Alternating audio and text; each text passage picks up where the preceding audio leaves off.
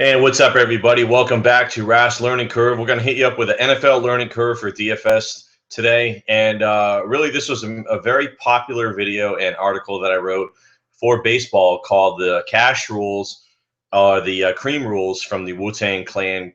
Cash Rules, everything around me. Kind of took that moniker, throw it over to DFS, call it the Cream Rules. Everybody loved it, ate it up, and to the point where you guys are asking for it, and you're going to get it. The NFL Cash Rules strategy tips, numbers 1 through 5. We're going to hit them up. And these aren't site specific, so just be aware, kind of a general strategy in DFS NFL. So tip number 1, and this is subject to opinion because some people don't agree with this, but I'm going to roll it out there, is pay up for your quarterback in cash games. And here's why. Some of these guys have significant edge at home, like an Aaron Rodgers, like an Andrew Luck. You go, Matt Ryan, you go back and you look at some of these quarterbacks at home, and they are beasts. Aaron Rodgers last year, 25 touchdowns, 0 interceptions at home. Andrew Luck, phenomenal at home. Matt Ryan, phenomenal at home. I'm paying up for stud quarterbacks at home. I want to bank my points. I want 300 yards. I want 3 touchdowns, and I want my points. That's the bottom line, and that's who's giving it to me. I'm not fooling around with mid-tier price QBs with good matchups because it's too much variance. Save them for tournaments. Cash games, I'm paying up for my quarterback. That's how I roll. Number 2, running back.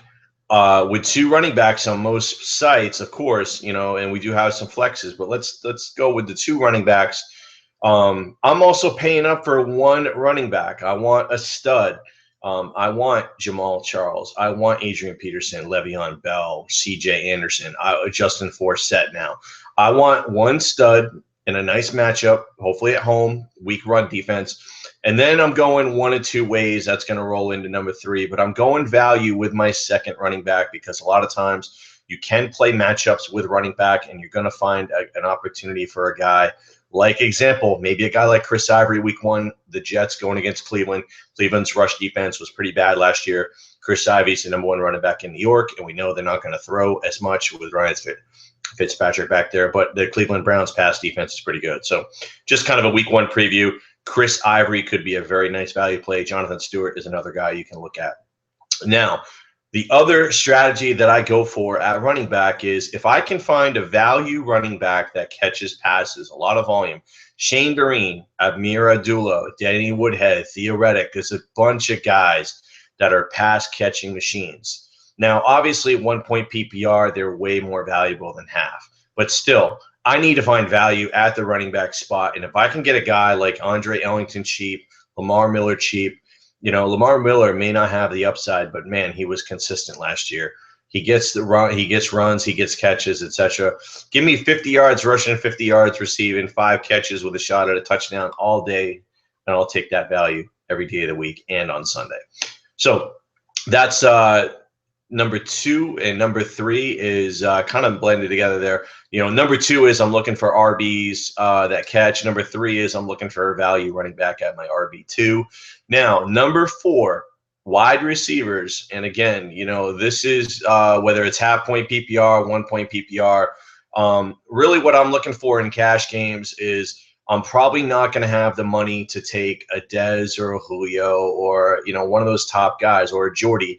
If I've got enough money to where I can take a stud, but a guy who's not really a high variable play, more of a steady play, like a Randall Cobb, who had a low standard deviation last year, but a high points per game output with a great offense. Randall Cobb was a great cash game guy that you could load up on. But, Julian Edelman, Keenan Allen, Kendall Wright, Brandon Cooks, Roddy White. These are all guys that you can plug in at wide receiver 1, wide receiver 2 in your cash games and feel safe. Now, at one of your wide receiver 3s, you're going to have to take a shot. It's really, really tough to roll 3 $6,000 wide receivers out there. It's just really tough. You might be able to do it week 1, but during the season it's going to be tough. So you're going to have to take a flyer on somebody.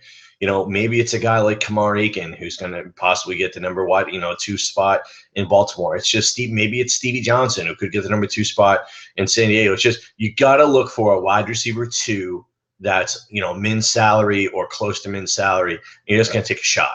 That's really what it comes down to when you talk about when you have to start 3 wide receivers in your cash games.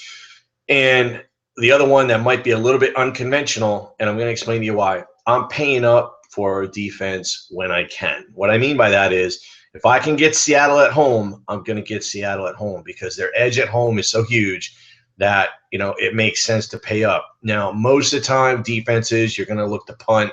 You're going to look to play matchups, etc. But matchup, you know, defenses are variable.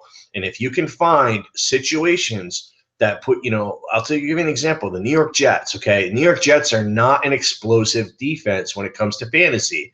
But week in, week out, they did put up points, and they're one of the lowest standard deviation defenses in the NFL last year. So I'm either looking at a team like the Jets, or I know I'm getting steady, consistent production, and I get a really good matchup. Again, I'm looking for defenses at home, and if I have to pay up, I will. And I will punt on tight end, on kicker, and then one of my wide receiver spots to try to get my value at my quarterback, at my running back, and at one of my wide receiver positions.